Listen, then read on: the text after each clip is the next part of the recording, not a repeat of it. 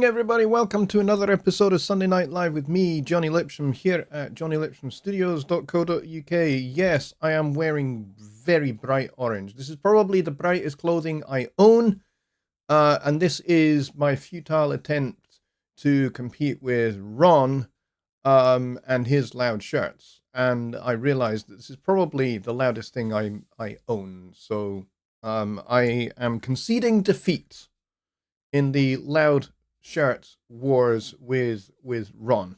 So Ron, congratulations, you are a very worthy winner. I hope everybody is doing well, and I hope everybody has had a great weekend. I have had a very chilled out, very relaxing weekend. Let me just close that. I should probably have turned notifications off, but I forgot, so we're gonna have to put up with the occasional notification sound. Sorry about that. Anyway, yes, I've had a really actually very good, very relaxing weekend, and busy day on Sunday. Sundays are always busy, so I came home and I slept for about 4 hours. I only meant to snooze for an hour, but yeah, I slept for 4 hours, which is yeah. So I probably won't sleep much tonight now, but it is what it is. Prison orange, says Billy. It kind of is, I suppose, isn't it? Yes, it's kind of prison orange. But you'll be glad to know it's not actually a jumpsuit. And I know you only ever see me from kind of here on up, but I will show you that it's not really a jumpsuit. It is actually just a shirt and jeans. Just so you know, I have not escaped. But yeah, I'm just seeing that on replay just now. All right, so Carl says that Ron fell off the stream. We'll tell him to get back on it again if he fell off. I mean, seriously, it's not like a bucking horse or anything. Anyway, Ron was actually first in, believe it or not. So well done to you, Ron. You beat Billy, which is awesome. And actually, he has 2 questions, which we're going to get to in just a minute. But Billy is in second. And then we got Stephen Wilson here. And we got Tony Stringer. We got Chris Manrakner. We've got John Hawk. We've got Cal Traduziak. We got Don Oliver. We got Rich Cresswell. And we got Dwayne. And who else do we have? We got Bobby Booth here as well. And we got just Bob here. Awesome. That's nearly a full house of moderators. I'm not expecting necessarily that Mike Johnson will arrive from the Philippines because of the time difference. But Mike, if you're watching on replay, hello, mate. I hope you're doing well. And I hope you're enjoying life in the Philippines and that life is treating you well, my friend. So let's get to questions. And Ron has a good couple of questions. Now, as you can see from the chat, just for those of you that don't know, most of you do, but for those of you who don't know, oh, Tony Stringer, I forgot to mention you. Sorry, buddy. If you want to ask a question in chat, first thing you've got to do is be subscribed.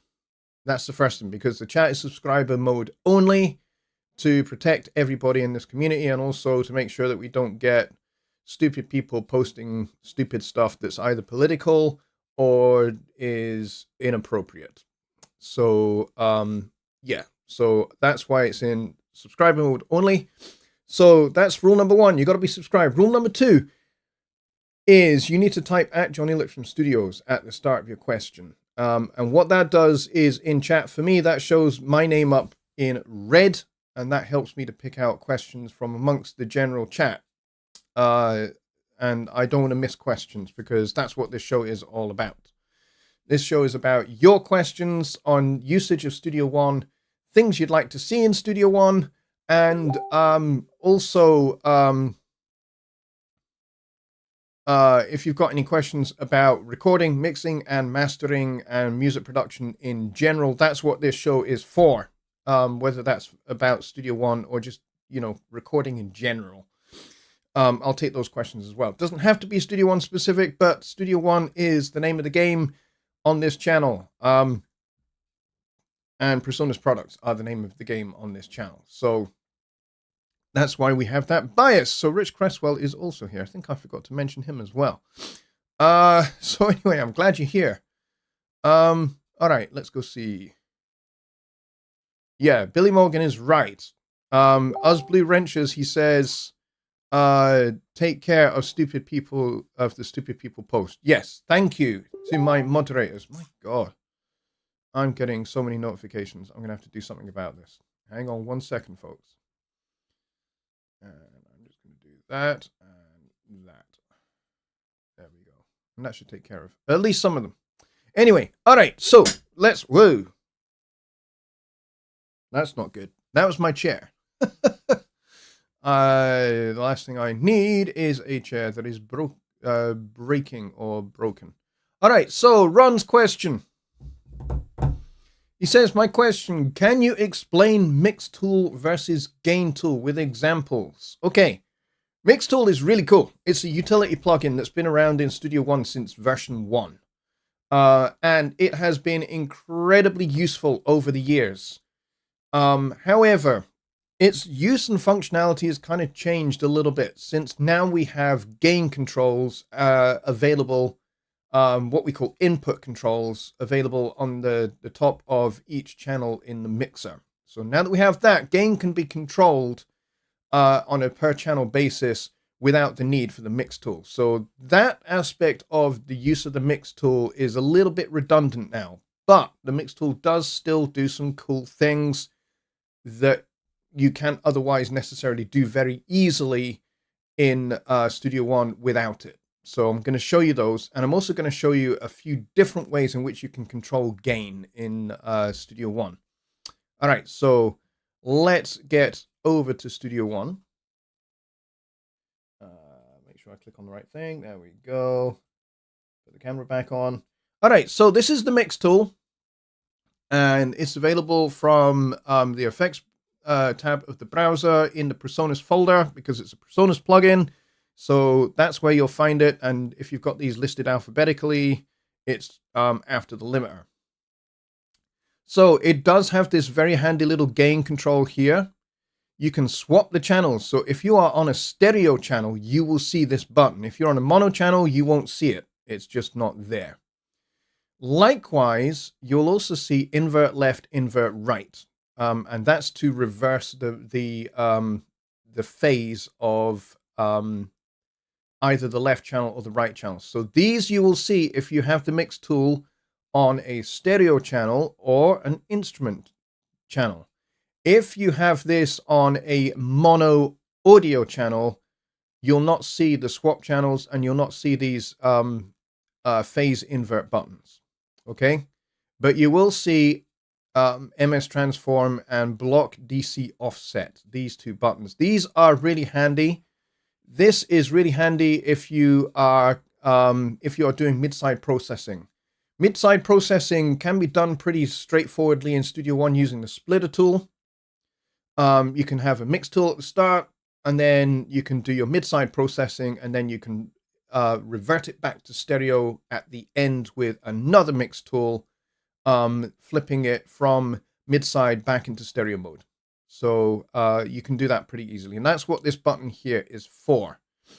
Swap channels speaks for itself, swapping left and right from being left and right to right and left. So sometimes that's necessary if you, let's say you've received a stereo audio file and you find out that actually left is on right and right is on left. Well, that's where this button comes in handy. You can just reverse those.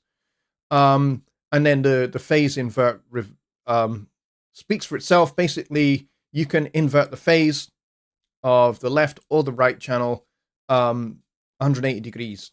Basically, it defaults to reversing 180 degrees.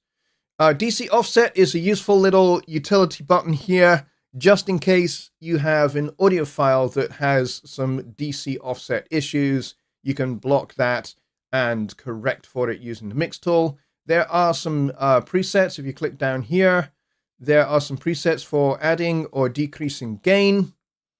And then using the DC blocker, the MS transform, phase invert, and swapping channels. There's presets for those, although you can just click all of these buttons if you prefer. And there are people that actually do prefer those kind of things. So the gain control itself is kind of a little bit redundant now. But, you know, it's still kind of there. And the reason why I say it's a bit redundant now is because since version 5, I think, of Studio One, we now have these input controls. If you are not seeing these guys here, then just go up to the wrench tool and click on input controls. And you'll see by checking and unchecking the box, you see that they appear and disappear. If you have an audio interface like mine, which is the PreSonus Quantum HD, you'll also get audio device controls that are specific to controlling the front panel controls of your interface without actually having to touch the interface itself, which is handy if you have the interface in a rack where it's a little bit out of reach and you don't have to reach across and look at the panel. You can control it direct from these remote controls here, and it will adjust whatever is on the front panel of the interface by itself. Okay, so those are useful. But if you don't have an interface that has those, you can just uncheck this box here. And then all you'll see is the gain controls at the top here. So I'm just going to click away so we can just focus just on these for a moment. And you'll see that we have the polarity buttons here, these phase invert buttons that we saw on the mix tool. That's these ones here. So these ones here and the gain are now available in these audio input controls here. So you can basically say that the phase invert and the gain control on the mix tool are kind of no longer required on the mix tool. So basically the mix tool could just have just these buttons here. Although this gain control is still useful. For example, if you're using the splitter to do mid-side and you want to make sure that you balance the gain going into your mid-side processing and then coming out back to stereo, then you may need to use the gain control to, balance the gain going in and coming out of mid-side processing. So this still does have its uses. So, it's not entirely completely redundant but for most people's uses where they're not doing mid-side processing, because mid-side processing is actually quite an advanced mixing technique. So most people don't use it.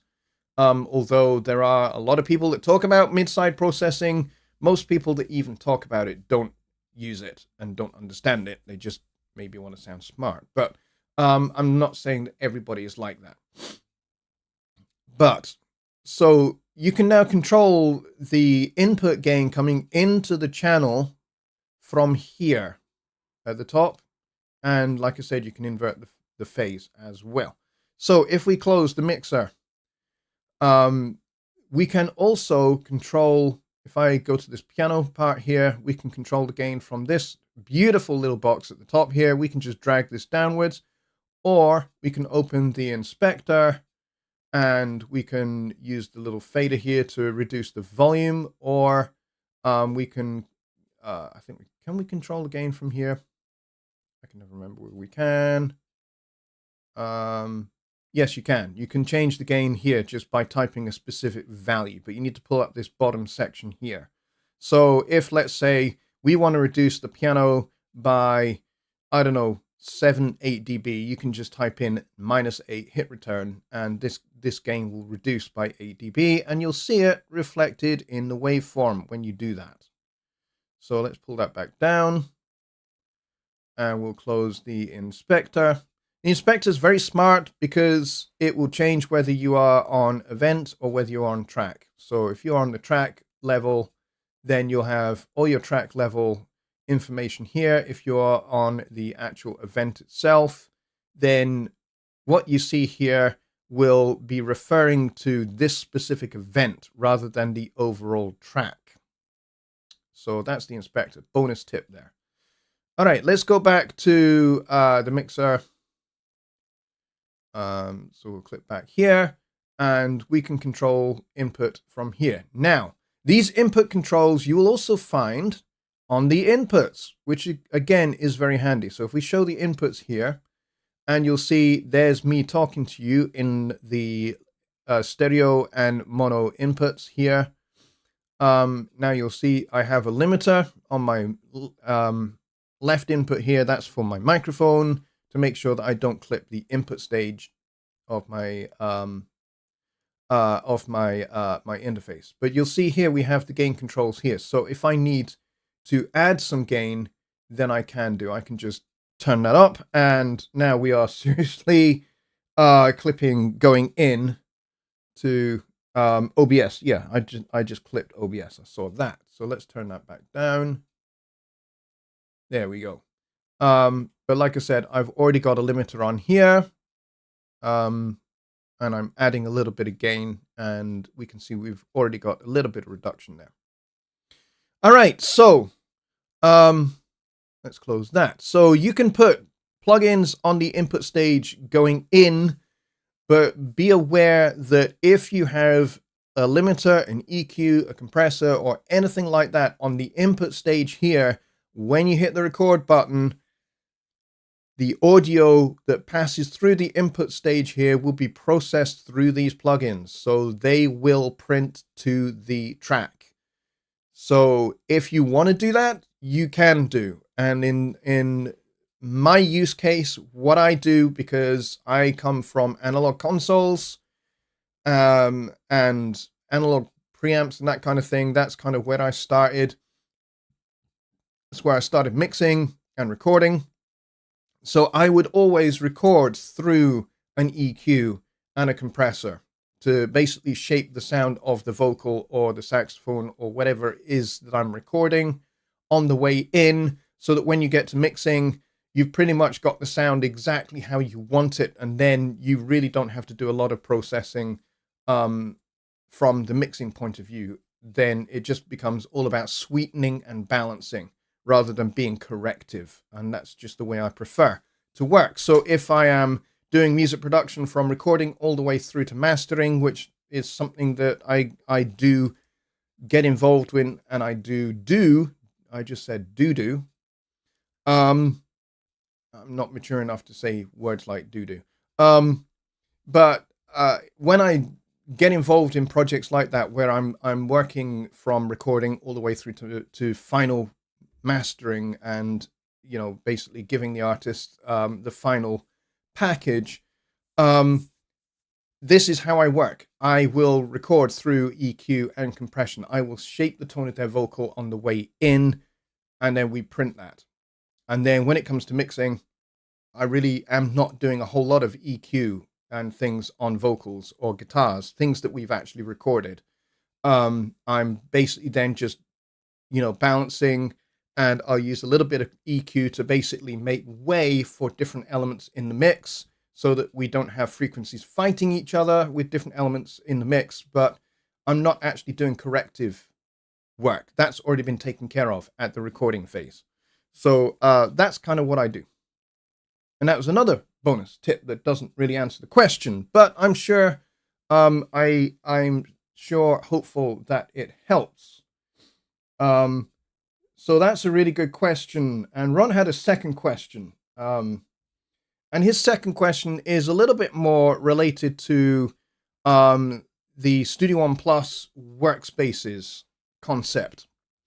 And he says, when inviting someone to a workspace who is a non-Studio One user, can they customize notifications they will get outside of those relating specifically to the workspace? If they are not a Studio One user, they don't have Studio One in their my.personas.com account, they should only get notifications from my.personas.com that relates to the workspace. However, when they create the my.personas.com account, there are a bunch of checkboxes that you can either check or uncheck as to what you want to receive. So you may want to receive, you may choose that you want to receive email updates for products and that kind of thing that are coming in the future, or or you may want to sign up to the newsletter that gets sent out reasonably regularly, or at least used to be. I don't know whether it still does. But again, those are all options that you can check during the creation of your account.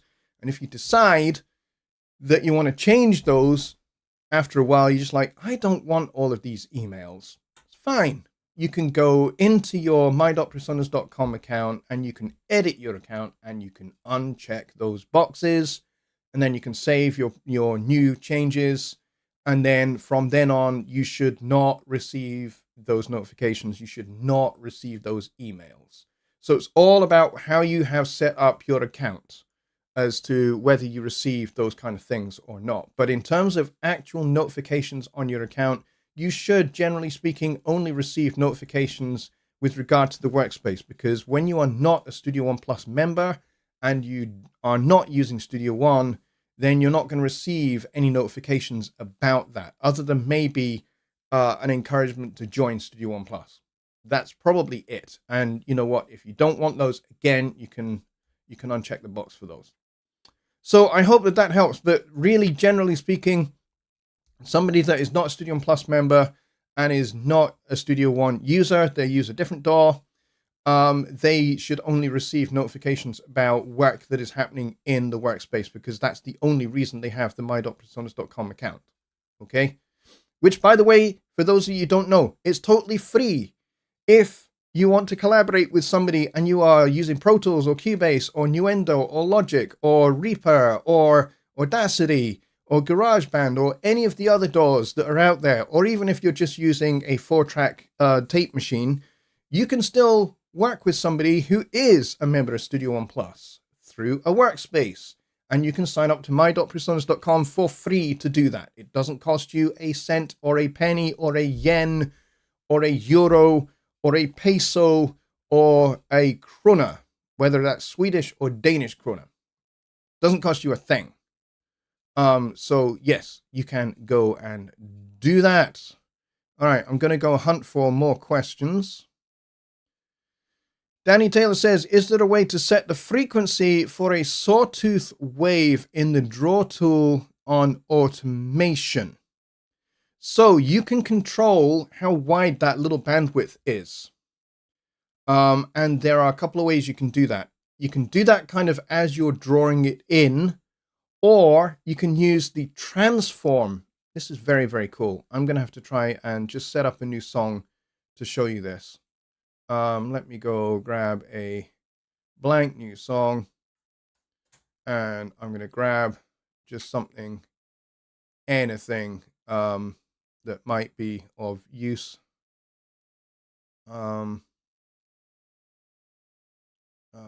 Let's see if there's anything in there that's of use. Oh, maybe. I'm just finding a loop. Sorry, guys. Hang on.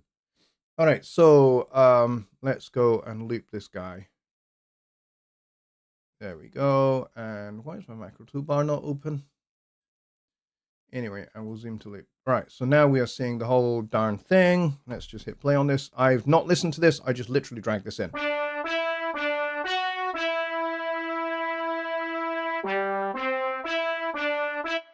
Okay. Yeah, that's a bit kind of naff, but it will suffice for what we want. And it's a wee bit on the quiet side, maybe. So let's just increase the gain a little bit. All right, that will do. So let's say we want to automate this guy. Why can I not? There we go. And let's say we want to use the drawing tool, which is here, but right now it's set on that transform tool. So if I go to saw And if I decide I want to do some sawtooth panning, if I move my mouse either down to increase the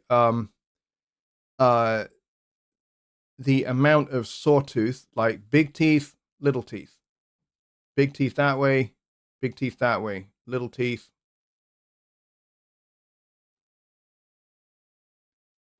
But as you can see, this is just for panning. So let's see how that sounds.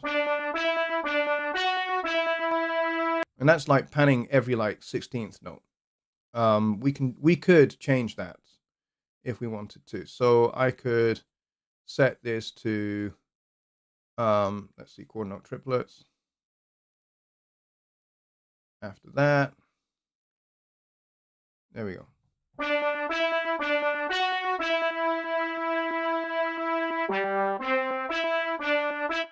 Yep, that sounds totally weird. But as you can see, you can control by how much you move your mouse in an upward or downward direction as to how wide the sawtooth thing is. Or having drawn in something, you can then go to this transform tool and you can draw a nice little range thing around here. And let's say you decide that you want to make it smaller, you can do. Or if you want to make it bigger, whoops, didn't mean to do that. Let's go back and do that again. Let's decide that we want to make it bigger. So now it's fully left and right. So let's go from here.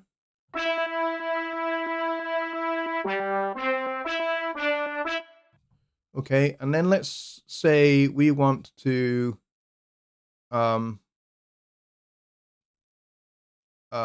adjust like how it does it. So maybe it does it gradually. Or we do a little crossfade or something in the middle.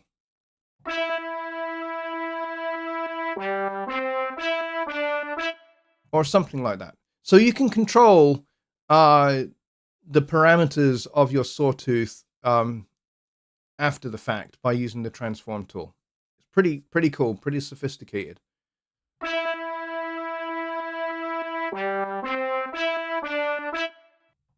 Okay. And of course you can also drag it a little bit further along as well. So now we're stretching it. All right, and then we could do the same here. We could just go and draw. Oh, that's not what I wanted to do. There we go. We could drag this along. Oh, come on. Come on, Lipsham. You can do it.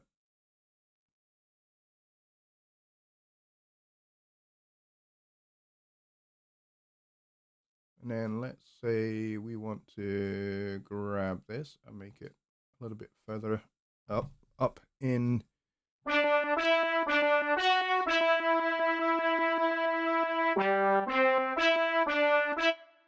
All right, and then we could do the same. We could do it. Let's do a different one for volume, just for funsies. Let's do a triangle.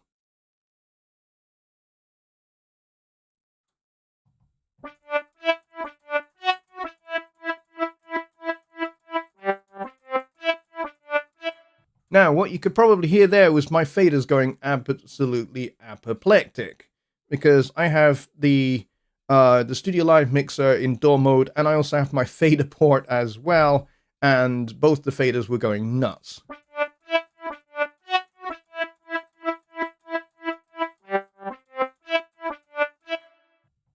And then again, we can use the transform tool to adjust this as well. So, you know, let's go and do that. Let's say we don't want this to be quite so extreme. And I clicked away from it instead of grabbing the top there. So let's make that a little bit narrower. And then maybe let's make this a little bit longer as well.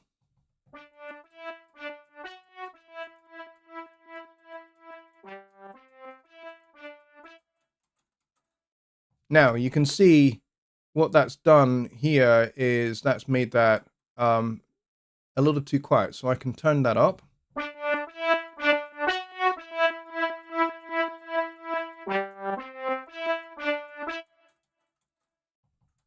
So there's lots of things you can do. That's going to drive me absolutely insane. So I think I will turn these into off. There we go. And we shouldn't hear anything now.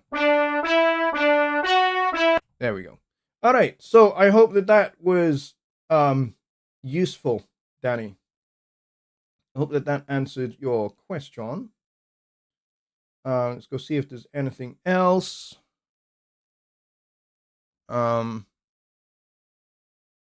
Carl says demonstrate Pro EQ dynamics using a sidechain. Yeah, I don't use a lot of sidechaining, to be honest. I use sidechain compression using a compressor, but I don't tend to sidechain dynamic EQ. It's just not something I do particularly. So yeah, to be honest, I've not really played with the dynamic aspect of the Pro EQ. I mean, I suppose we could kind of maybe do this live, maybe. I don't know. Why not? Like I said, this is not something that I normally do. So we will improvise. So we will go and grab the Pro EQ. So we'll keep scrolling down here until we get to the Pro EQ. I don't have another source to sidechain. However, I could click this into dynamic mode here. And let's see. Let's just move that down to 500. And I don't know, let's pull this threshold back down like that, and then let's kind of see what that does.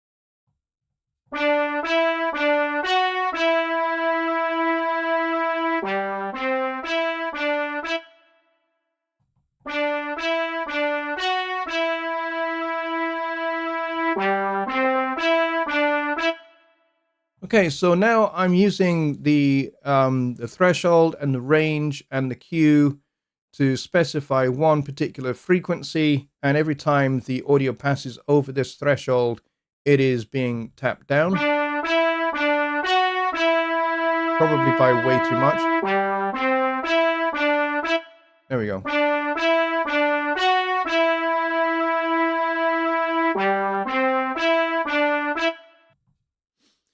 So,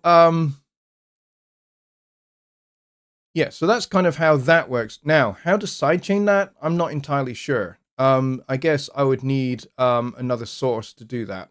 I don't know, maybe some drums or something. I don't know. Okay, why are these not working?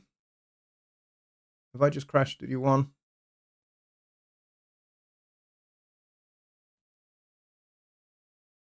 Hang on.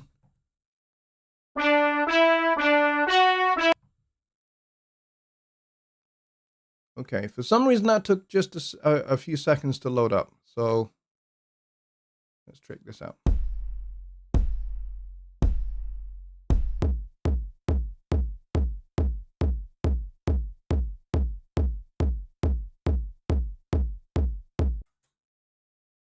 Let's maybe duplicate a few of these. Like I said, this is not something I normally do.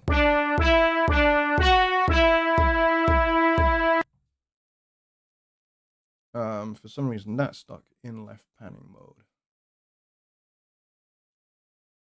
Let's set that back to read again.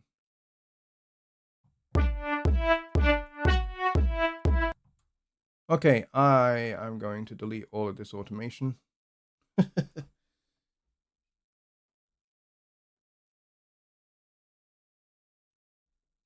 why is that? Oh, I'm on the wrong tool, that's why. No.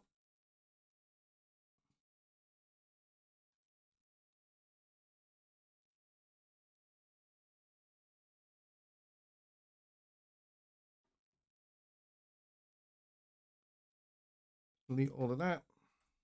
There we go.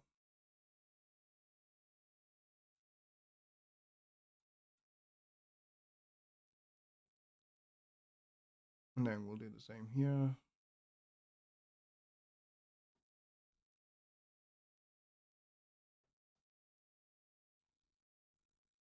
Delete all of that.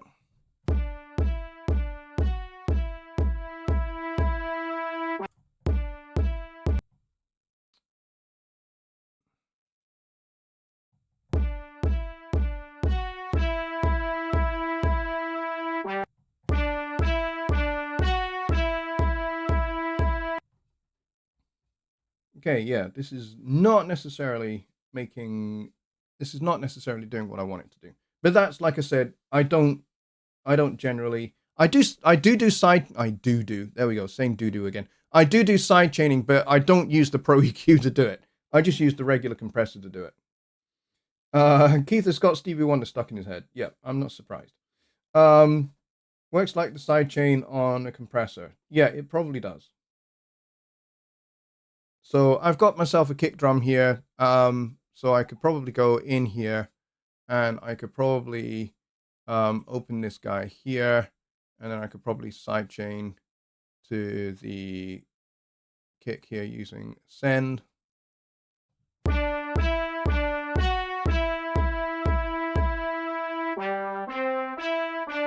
And you're saying make the cue wider. That's narrower. That's wider.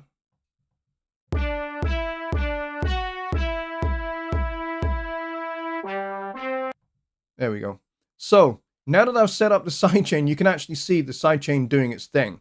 So now that I've got the compression setting, let's make it a little bit more obvious.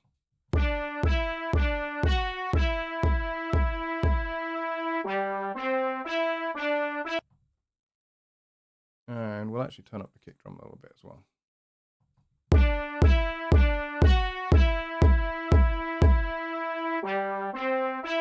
So when the kick drum stops, notice we don't actually have any compression going on. So the sidechain is only affecting the compression. It's not actually affecting anything else.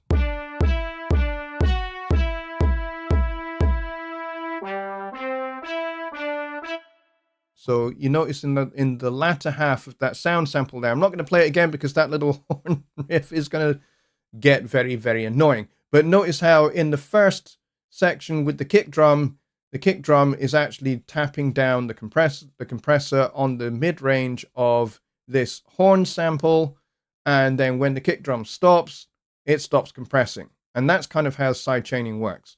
Okay. Like I said, I don't normally use the Pro EQ to do this, which is why it was a little bit kind of, I had to think about how to set that up. And then I had to get rid of all of that other automation that I'd done earlier that was just like totally getting in the way of it. So setting up the sidechaining is dead easy. You just click on this little guy here, and then we do send here. And then we could also set that up as a pre-fader send as well.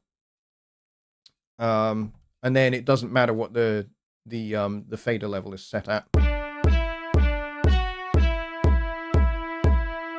So even if I have the kick drum all the way down,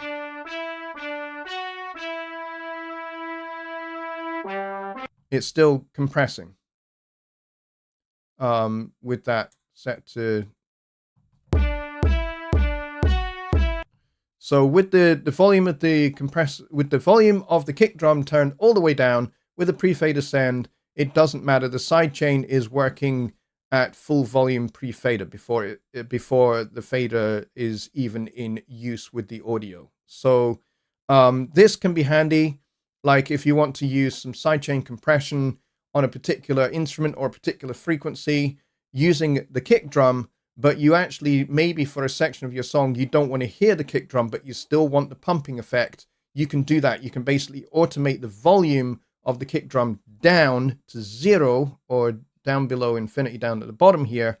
With the pre-fader send, you'll still get that nice pumping action that you want. You just won't hear the kick drum anymore. but the compressor still will. So that's actually a very, very handy, very useful little function. All right, so yes, I got that worked out.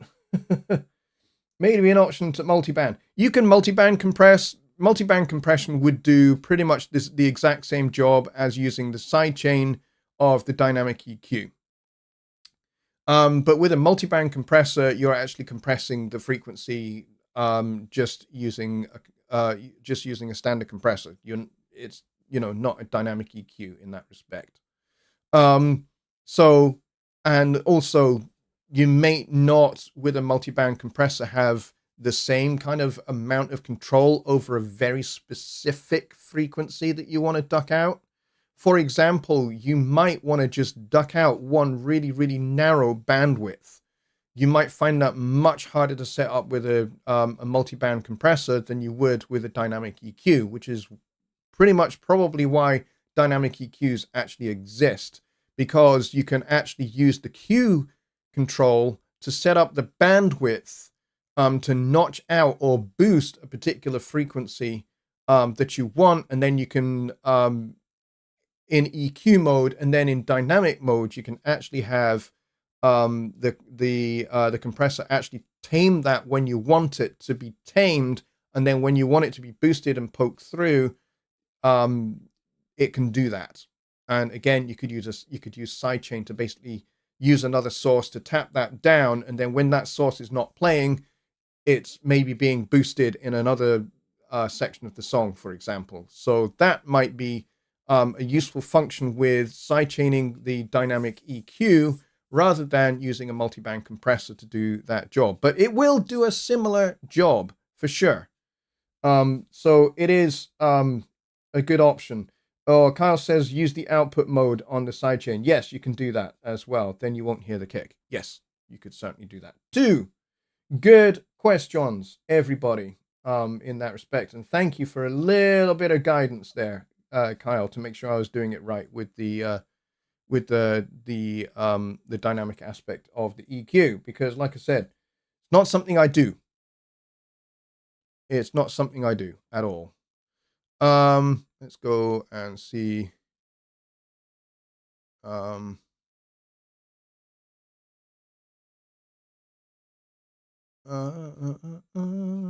going to see if there are any further questions. And I'm looking. Okay.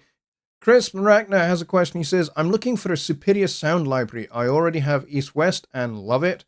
What are some that you have used and suggest? Not free.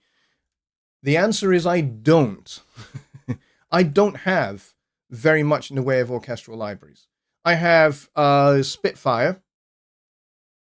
But I mean, that does cost. That is a paid for product. I got that for free, but it is a paid for product. And I do have it and I do use it. And I think it's pretty darn good. East West is also pretty darn good. Orchestral Tools would be another one, which I think is pretty darn good as well.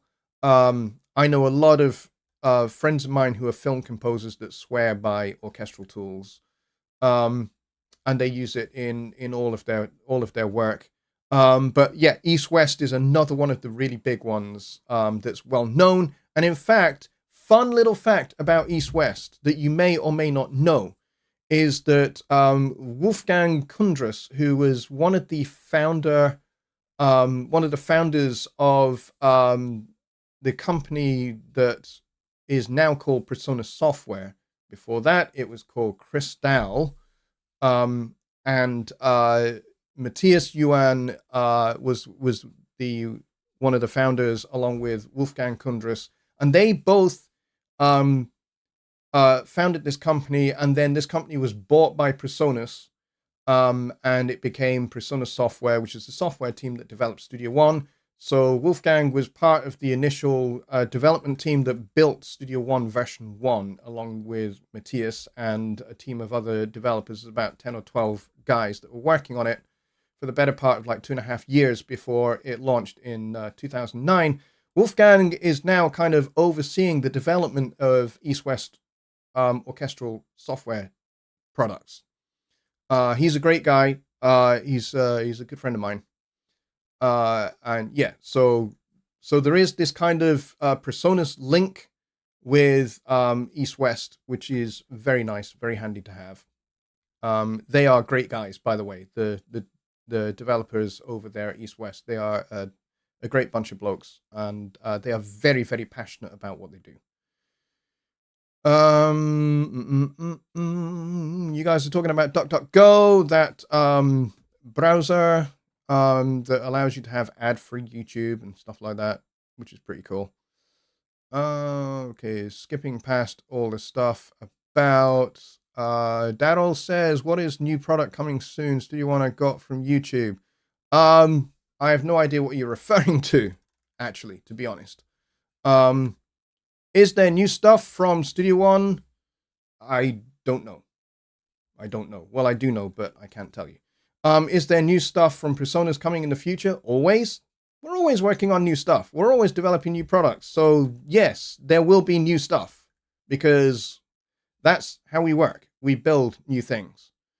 So yeah, I can't talk about any questions related to new versions of Studio One. And you guys should know that. Keith says he uses East West Opus a lot. Yes, East West Opus is very, very good. Yeah, and like I said, Wolfgang oversees the development of all of that, which is cool. And Carl says, yes, you can use it to boost the frequency range as well. Yes, you can certainly use you can certainly do that as well. All right, we got like 8 minutes left. So, anyone else got any other questions? Otherwise, we'll just end the show. Keith reckons Studio One will most likely come sometime later this year. That's all I've got for that, is doing that. Because I can't talk about anything to do with that. All I can say is we are working very hard on some very, very cool things that you are all going to love. And both hardware and software. There's some amazing things that are coming in the future. I have seen the future for both hardware and software, and it's awesome. So begin getting excited, because it actually is exciting. Chris says, does your interface drop out occasionally? It does not. I have not experienced any dropouts at all. In fact, that one little thing where Studio One just kind of paused for a second, that's the first time I've seen Studio One do that. And I've not really experienced anything else. Certainly with using Studio One, I've not had any audio dropouts. And doing this show and doing videos as well, I don't think I have any other dropouts. Just Bob says, waiting for the plug and play foot pedal for the foot pedal section of Studio One. Ah, you mean for like things like the wah wah in Empire? Is that what you're thinking about? The wah wah in Empire, which it can, by the way, that can be automated, and you can't really necessarily automate that with a pedal at the moment. That would be nice, though. I would love to see that. I have done some. I've done some recording with my flugelhorn, going through Empire, and then what I did was I automated the wah wah in Empire after the fact. I could have just done the, what we did earlier with the sawtooth, or something like that, to draw in the wah wah automation, whether it's open or closed. But I actually just moved my mouse, kind of listening to what I played on the flugelhorn, and then I kind of responded to what I was doing using the mouse, and actually the result was really, really good. Okay, it did mean I had to do the wah-wah after the fact rather than in real time, but actually, for me personally, I thought that actually I probably got a better result doing it after the fact, because it meant I was listening to what I was doing, what I was playing, and responding to that, rather than, in real time. What most people do with a wah wah pedal is they just press the pedal in time to the music, in time to the pulse, and you just get a very predictable kind of open close kind of sound with the wah wah. Whereas what I wanted to do was do it a little bit more musically. And so being able to draw that in after the fact, I thought gave me a better result than actually having to think about what I was playing and think about following that with my foot with a wah-wah pedal. Maybe it would be different if I was a guitar player, because I know guitar players are really, really good at coordinating what they're doing with the guitar with what they're doing with the wah-wah pedal. Somebody like, Jimi Hendrix is a very, very fine example of really using the wah-wah pedal musically, not just, pumping it in time to the pulse of the music. He would actually do it, at different rates, and, use it musically to open up certain tones on certain notes and that kind of thing. And it works really, really well. Talk boxes can be used to do the same kind of thing, actually, and can be used really, really musically. If you've never heard a talk box in action, then I'm going to recommend something you go and Google. I know that a couple of weeks ago, we did a show in memory of Sean Martin, the keyboard player from Snarky Puppy, who died tragically young at the age of 45. He recorded a piece called Sleeper with Snarky Puppy, which he did with a Moog synth and Talkbox. And it's really, I've never really necessarily been a fan of Talkboxes, but this was really, really musical and very, very expressive. Really, really terrific playing and terrific piece of music. And you should check it out. From the We Like It Here album by Snarky Puppy. The tune is called Sleeper. You can find it on YouTube. So please check it out and have a listen to how musical a talkbox can be. So I reckon a wah-wah pedal can be just as expressive rather than just being kind of pumped in time. Chris says, after being left on overnight, and then Carl says, I never leave my PC on overnight. Yeah, I actually shut everything down pretty much every night. I don't leave my gear on at all overnight because I don't want to run up a large electricity bill particularly. So my gear does get shut off at the end of the night. Like, for example, when I've finished here, Billy is going to do an after show Zoom. I will be on that after show Zoom, but once I go to bed, I will be shutting everything off. The only thing that stays on all the time are my lights, my LED lights. I've just realized something. The lighting for my camera is all wrong. Why is that? Let me just go and see if I can fix that. I just realized everything is just like much brighter than it normally is. Hang on. Let me just adjust my camera settings.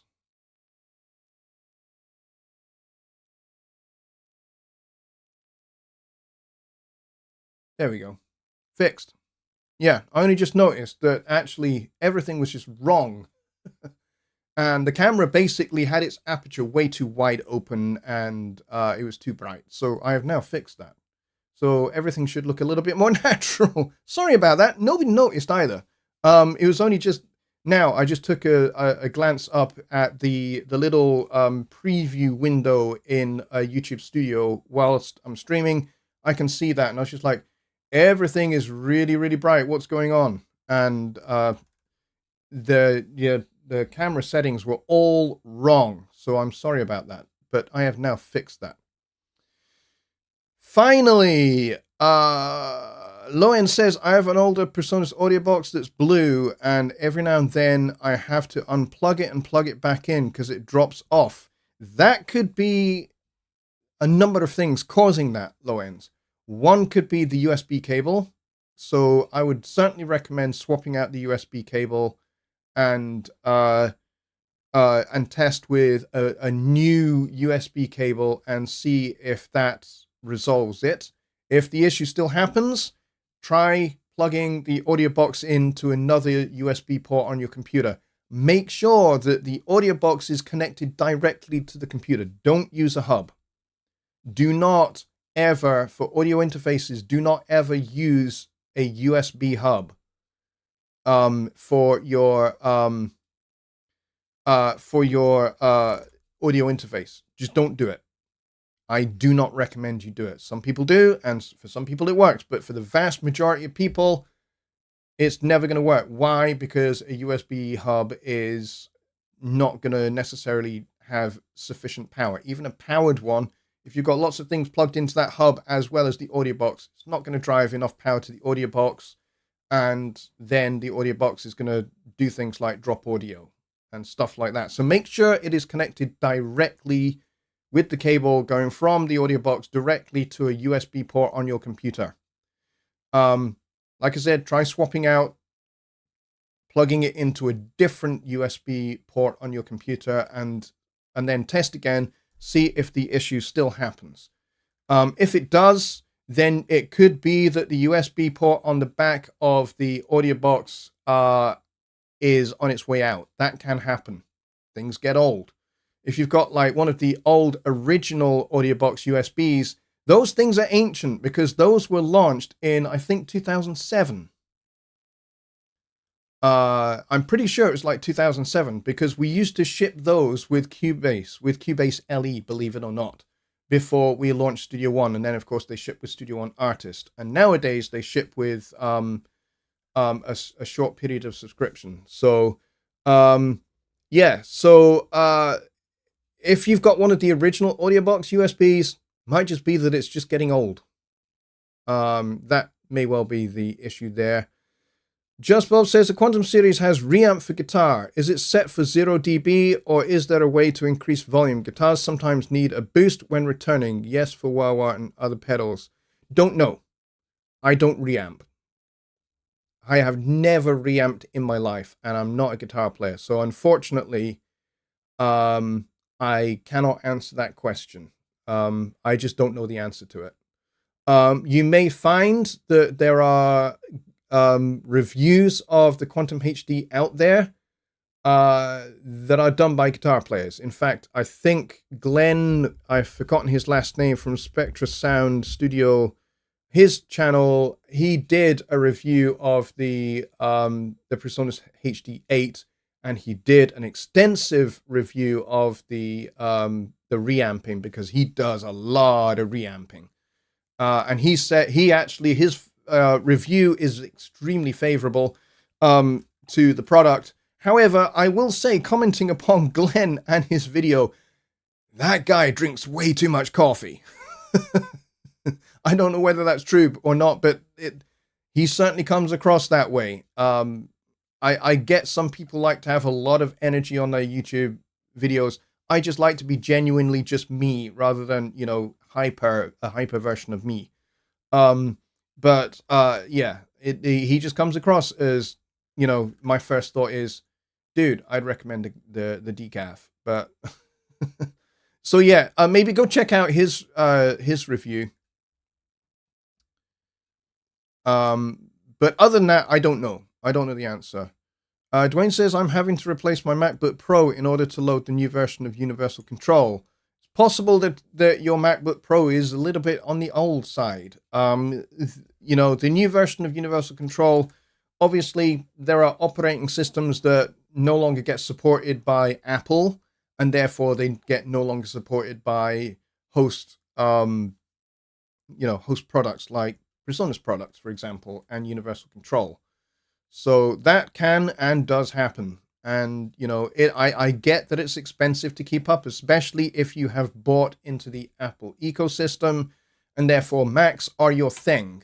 Yes, will be expensive because Macs are expensive. And especially if you want a high-powered Mac that's going to enable you to run audio and run it really, really well. So, you want something that has plenty of cores. You want those cores to have high speed. You want them to have like 4.5 gigahertz of core speed for a single core. and then you want maybe a decent amount of RAM. Now, there are some people that say, oh, you must have at least 32 gigs of RAM. I call BS on that. You only need a lot of RAM if you're using a lot of virtual instruments. If virtual instruments are not your thing and you just record acoustic guitar, you plug your electric guitar in, you record actual keyboards and you plug those in, you record microphones, you plug those in, and you're not using virtual instruments, you don't need a ton of RAM. You don't. 16 will do you just fine. You don't need 32, 64, or 128. You just don't. You only need a ton of RAM if you're using a lot of, CPU intensive virtual instrument libraries. Like there are some synthesizer libraries that are very intensive. And of course, if you're using orchestral libraries, they are significantly intensive and they will need a lot of RAM to run. So if you are wanting to do something like what Rich Cresswell does, which is music for games and TV and film and stuff, and you're using a lot of orchestral sounds and a lot of VST instruments, you're going to need a lot of RAM. But otherwise, you don't. So yes, if you have bought into the Mac ecosystem, it's going to be very expensive for you. You're talking $5, $6, $7, maybe $10,000. So yeah, I hear you. Jared says, love the orange uniform. Did your wife finally push you over the edge? No, this is the loudest shirt I own. I don't dress loud. I really don't. But I decided I would wear this today. And so I wore this to church. And yes, I did get some comments because people are just like, you never dress loud. What is with the orange shirt today? Everyone was really positive about the shirt, and I happen to like it. But, like I said at the top of the show, I'm never going to compete with Ron for loud shirts. I'm not even trying to. So, Ron is the loud shirt king as far as I am concerned. Anyway, that is the end of the show, folks. So, if you want to pop over to the after show Zoom with Billy, you most certainly are welcome to. But please be nice to Billy and be sensible and, follow his rules. It is his Zoom. It is his private Zoom. And he is very generous and very kind to open it up to people that attend this show. So yes, we'll carry on the discussions over there, but please be appropriate and please be kind and please be friendly. I would appreciate that, and I'm sure Billy would too. Otherwise, the after show thing is going to be something that we're going to have to stop, and we're going to have to make it exclusive to a small group only. So, and I don't want to have to do that, and I'm pretty sure Billy doesn't want to have to do that either. So we have had a couple of occasions where we have had after shows from Sunday Night Live and from Songwriting Simplified, where we've had some people come in who have, let's just say they've been very, very rude, very, very inappropriate. And I will not tolerate that kind of behavior. And I'm pretty sure Billy won't either. I know I'm probably not speaking to anybody that is watching right now, but, for those of you that have misbehaved and been inappropriate, you're out of here.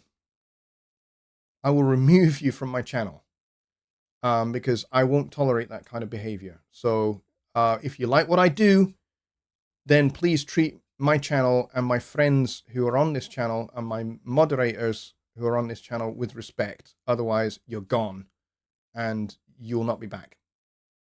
Okay? I take this very seriously, and I will not have my friends' Zoom spaces disrupted and abused in that way, like ever. So I don't want to have to withdraw this as something that we offer to this show. So please don't abuse it. Please don't be a twat. Treat the whole thing with respect. Otherwise, you're gone.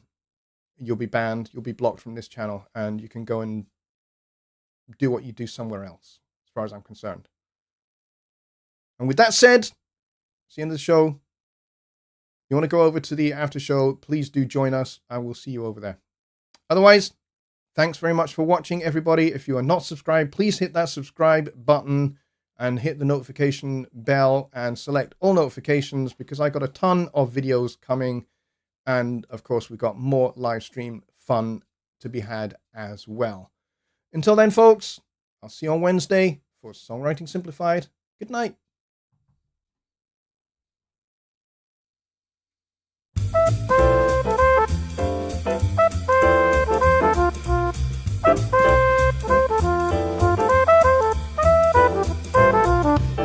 Bye.